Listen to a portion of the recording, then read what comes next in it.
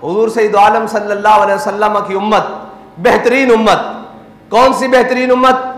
जिसको कहा गया कि तुमने सूद नहीं खाना, तुमने हराम नहीं खाना, तुमने गैरों का माल नहीं खाना, तुमने जनाब यतीमों का माल नहीं खाना, तुमने नाजायज तरीके से माल नहीं खाना। लेकिन वो उम्मत आज सारे करतूत कर रही है। पहली उम्मतें एक एक गुनाह करें। कोई हफ्ते वाले दिन मछलियां किसी के लिए ममानत आए तो वो हफ्ते वाले दिन मछलियां पकड़ें, अल्लाह उन पर अजाब भेज दे। किसी की मुझे ये बताएं कि आज जिधर जाओ, इस तरह शहर की जिस तरफ निकल जाओ, वहां बड़े बड़े पोश इलाके हैं, बड़े बड़े जनाब सोसाइटियां हैं और बड़ी बड़ी दीवारें हैं और बड़ी बड़ी उनकी चेक पोस्टें हैं। अंदर दाखिल होने से पहले अपनी शनाख्त करवाई जाए। बनी इसराइल की एक कौम जिसके अमीरों और गरीबों के दरमियान जिसके अमीरों ने दीवार खड़ी कर दी, भाई इस कौम के गरीब इधर रहेंगे और अमीर इधर रहेंगे। जब दीवार खड़ी कर दी, एक रात जब वो सोए, सुबह उठे तो गरीब अमीरों की जानिब से कोई शोर शराबा नहीं, कोई जनाब उठने के असरात नहीं, कोई जनाब बातों की आवाज नहीं। तो गरीबों ने कहा हम झांक कर देखो तो सही, ये आज उठे नहीं, खैर हो, ये खामोश होकर बैठे हैं। जब गरीब कौम ने अमीरों की तरफ झांका तो देखा कि वो कुत्ते और खंजीर बन चुके हैं। सिर्फ मेरे अल्लाह को यह बात पसंद नहीं आई कि तुमने इनके दरमियान तफरीक पैदा क्यों की है। जब मैंने जो खुद बनाया है अपने बंदों को, खुद किसी को गरीब बनाया, किसी को अमीर बनाया, किसी को ऊंचा बनाया, किसी को नीचा बनाया है, किसी को बड़ा बनाया, किसी को छोटा बनाया, तुमने दरमियान में दीवार क्यों है? अल्लाह ने उनको खिंजीर और बंदर बना दिया।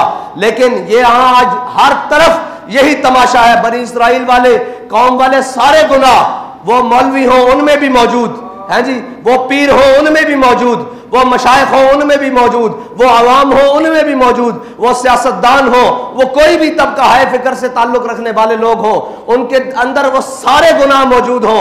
लेकिन फिर भी इनके ऊपर अजाब नहीं आता, ना डड्डुओं का, ना टिड्डियों का, ना खून का, ना बारिशों का, ना तूफानों का, ना सैलाब का, फिर भी इनके ऊपर इज्तिमाई अजाब नहीं आता। तो इसकी वजह क्या है? आला हज़रत फरमाते हैं ताए अरब जिलाए करब फयूज अजब बगैर तलब, ये रहमत रब है किसके सबब? बेरब्बे जहां तुम्हारे लिए। और जमहूरियत के नाम पर और जनाब मफाद आमा के नाम पर, मफामत के नाम पर, वो जो शख्स आया है हमारी वजारत उज़्मा के सीट पर 10 महीने 11 महीने हुए हैं, वो आया शख्स, वो कहता था मैं इस कौम को बचाने के लिए, इसकी मैशत ठीक करने के लिए अगर कपड़े भी अपने बेचने पड़े तो वो भी जनाब बेचकर इनकी खिदमत करूंगा।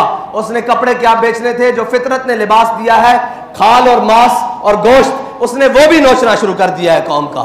और कभी भी फलाह नहीं पा सकती कौम, ये बात पक्की है। और ये कहते थे हिसाब डार आएगा। मैंने कहा था तुम्हारी मैशत दुरुस्त नहीं हो सकती क्योंकि तुमने नामूस रिसालत पर मुदाहनत की है, तुमने खत्मे नबुव्वत पर मुदाहनत की है, और जो तेरे दर से यार फिरते हैं वो दर बदर यूं ही खार फिरते हैं। हाँ, फिर रहे हो कि नहीं दर बदर खार? हाँ, तू आया न डरते क्यों बदनसीबा। हाँ, तुसी आ जाते तुहाडे कोल मौका सी। बाबा जी फरमाते जिंदगी च एक वेला आया आंदा कि बंदे नूं या इधर दा फैसला करना पैंदा या इधर दा फैसला करना पैंदा। काश के तुसी सारे रसूलुल्लाह दे दर दा फैसला कर लेंदे। आज तक तुहानू सारे कह रहे हैं तुसी डिफॉल्ट भी हो चुके हो, तुसी जनाब मंगते भी हो, तुहाडे कोल मुल्क भी नहीं चल रहा। कहने जी आप कहते हैं जनाब सूद को खत्म करने वाली बात, और आप कहते हैं जनाब ये कोई ठीक बात है कि जनाब आप कहते हैं हम सूद नहीं देंगे। मैंने कहा ये ठीक है कि दुनिया के आगे झोलियां फैलाकर फिरो, और ये ठीक है कि दुनिया के आगे दामन फैलाकर फिरो, और तुम इमदाद देने जाओ और अगले दरवाजे बंद करने कहीं लेने ना आ जाए, और तुम दुनिया को इमदाद देने की बजाय ये बयान दो कि हम 6 महीने तक इनसे इमदाद लेंगे नहीं, डूब मरने का मकाम है तुम्हारे लिए। और पूरी कौम इसके साथ बिल्कुल जनाब खड़े हैं जी, हम जमहूरियत के साथ खड़े हैं। और भाई जमहूरियत जब सारे गरीब मार देगी तब जमहूरियत से जान छुड़ाई जाएगी। आओ आज भी हुजूर के दीन की तरफ, आज भी इन अयाशों की बदमाशियां बंद करो। और हमने कहा था तेल की कीमतों में इजाफा, तो आज हम प्रेस कॉन्फ्रेंस करने लगे हैं। हमने पता है सबसे आखिर में क्यों ऐलान करना है, उसकी एक वजह है। उसकी एक वजह है कि हम इंतजार कर रहे थे, हो सकता है जिनको आजादी की जंग लड़ने का शौक चढ़ा हुआ था वो कुछ कर ले कौम के लिए, कुछ बोल ही पड़े अपने इक़्तिदार की हिर्स के अलावा कि यार इस कौम को मारना है तुमने। तुम्हें चाहिए तो ये था कि तुम मिनी बजट पेश करते हुए ये कहते कि हम अपनी अयाशियां खत्म कर रहे हैं। आज के बाद जितने सरकारी जनाब तेल लेने वाली गाड़ियां हैं और गाड़ियां हैं, उनका खर्चा हम खुद बर्दाश्त करेंगे।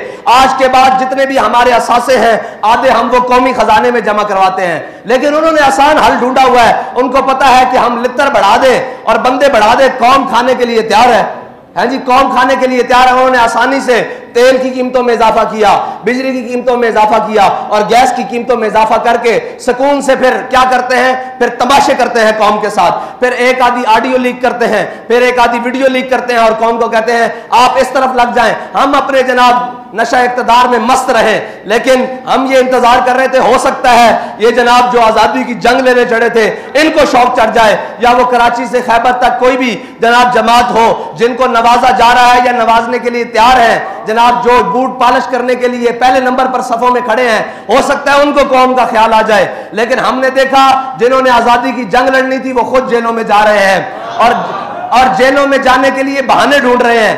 और जनाब जिन्होंने कहा था कि हम मैदान में खड़े हैं, वो जनाब आगे लेटने के लिए तैयार खड़े हैं। तो फिर हमने कहा कि आखिरी तो हम ही रहते हैं।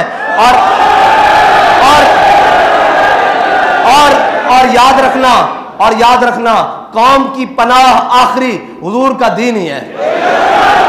ये जहां मर्जी फिर ले, आखिर वो दीन ही है जो इनको बचा सकता है, और वो दीन ही है जो जात से भी मुराद खत्म करता है, हजरत उमर बिन अब्दुल अजीज की तरह, रिश्तेदारों से भी खत्म करता है, ताल्लुकदारों से भी खत्म करता है, दोस्तों से भी खत्म करता है, और करीबी रफीकों से भी सारी चीजें खत्म करके कौम के खजाने में जमा करवाता है।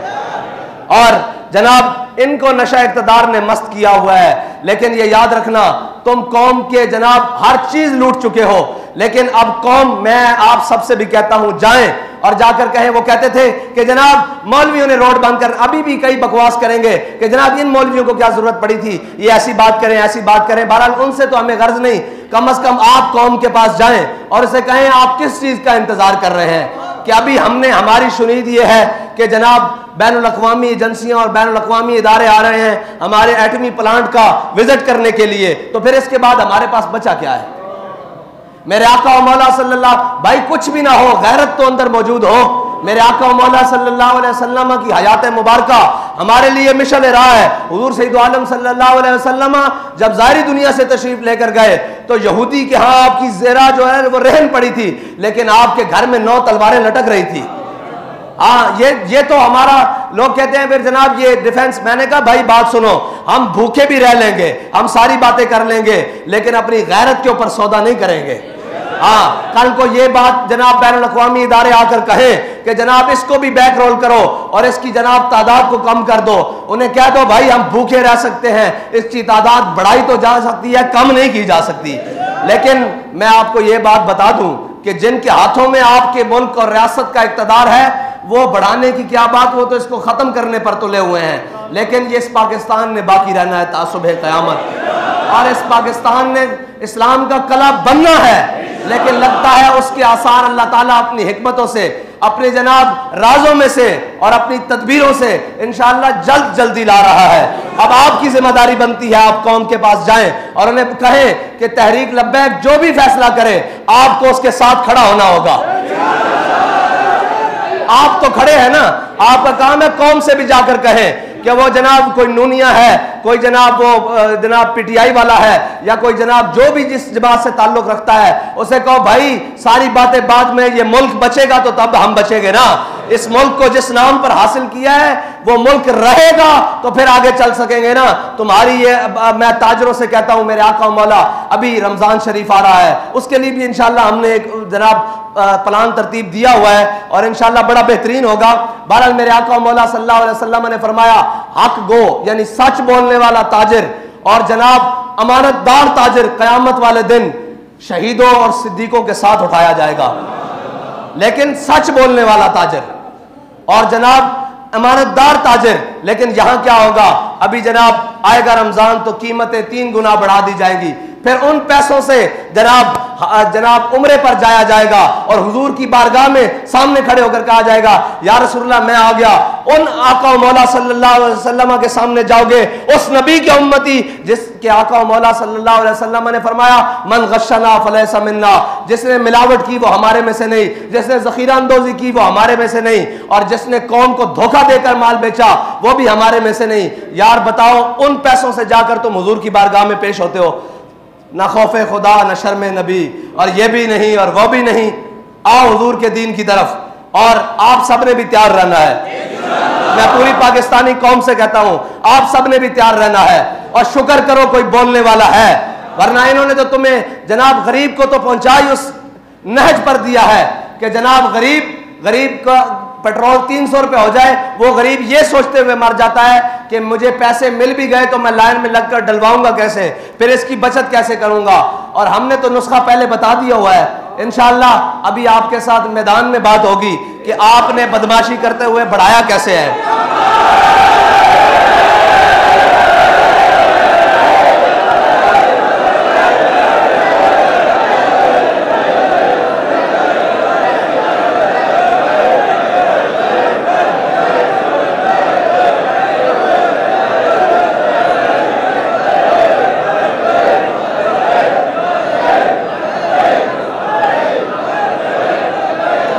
अगर ये बदमाशी पर उतर आए तो फिर इंशाअल्लाह तहरीक लब्बैक वालों का तो ट्रैक रिकॉर्ड मौजूद है ना इंशाअल्लाह।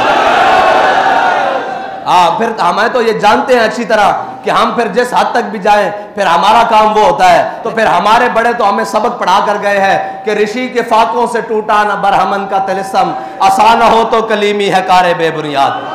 हमारे बड़े तो फिर हमें वो रास्ता बता कर गए हैं, और उस रास्ते पर अल्हम्दुलिल्लाह हम आज भी चलना जानते हैं, और हम अपनी नस्लों को भी सिखा रहे हैं कि हुजूर के साथ वफा करनी कैसे है। और ये सिर्फ पाकिस्तान का मसला, सिर्फ महंगाई का नहीं है अल्लाह के बंदो, ये पाकिस्तान की बका का मसला है। वरना पेट्रोल पहले भी महंगे होते रहे हैं और सारी चीजें, हम इसलिए खामोश थे चलो यार इकोनॉमी चलने दो। आज जनाब पाकिस्तान का कर्जा 51,000 अरब रुपए हो गया है, 51,000 अरब रुपए। पिछले एक साल में 23% कर्जे में इजाफा हुआ है। पिछले साल जो था वो पाकिस्तान का तकरीबन कर्जा 41,500 अरब रुपए था, यानी 41,557 या 550 या 55 इतने अरब रुपए था। आज जनाब 50,996 अरब रुपया है आज के दिन में, ये कौम को पहुंचा दिया है। और जो महंगाई की सूरत है वो 12.3% पे थी, अब 25.3 में। बहरहाल जितने भी आंकड़े लाए जाएं भाई, जितने भी आदादो शुमार किए जाएं, सारी मुल्क भी बैठकर आदादो शुमार करे, गरीब को रोटी मिल रही है तो तुम्हारे आदादो शुमार ठीक है, अगर उसके दरवाजे तक नहीं पहुंच रही तो फिर तुम जितने भी आंकड़े मिलाओ वो सारे गलत है, वो सारे गलत है। उसको जिस तरह मर्जी जहां से मर्जी लेकर आओ, वो सब कुछ गलत है। और चाहिए तो यह था कि अपने प्रोटोकॉल और अपनी अयाशियां और बदमाशियां खत्म करते हैं, लेकिन कहां प्रोटोकॉल खत्म करते हैं। अपनी भतीजी को, हम तो खवातीन का नाम नहीं लेते, लेकिन इस वक्त के वजीर आजम ने अपनी भतीजी को जनाब डिप्टी प्राइम मिनिस्टर जितना प्रोटोकॉल दिया हुआ है। क्या खिदमत है उसकी कौम के लिए, क्या खिदमत है उसकी कौम के लिए। फिर वो जनाब सिंध का डाकू, उसका बेटा वो वजीर खारजा बना है, और उसका वजीर खारजा बनने से पहले और अब तक प्रोटोकॉल डबल हो चुके हैं।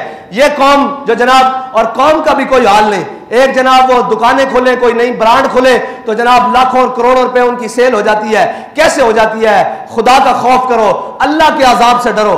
अल्लाह ताला, जब मेरी बात सुनो, जब कौमें और कौम के जिम्मेदारान बदफितरती पे उतर आते हैं ना, और उनको किसी चीज की परवाह नहीं होने लगती, फिर अल्लाह ताला जिल्लत उन कौमों का मुकद्दर लिख देता है। हाँ, फिर याद रखना, फिर अल्लाह ताला, हाँ अल्लाह के निश्तर हैं, तैमूर हो या चंगेज। अब्बासियों की जनाब खिलाफत ऐसे नहीं टूटी थी, उनकी अपनी हरकतें भी ऐसे थी।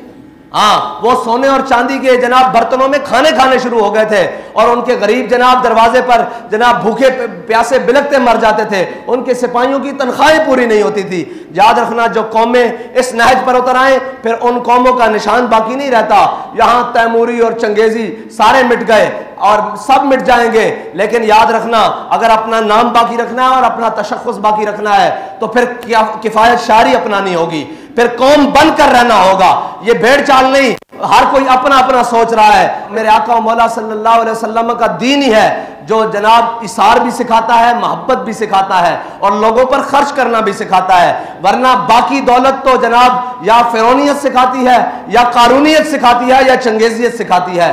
अल्लाह ताला हमें हुजूर के दीन के साथ मुखलिस होने की तौफीक अता फरमाए।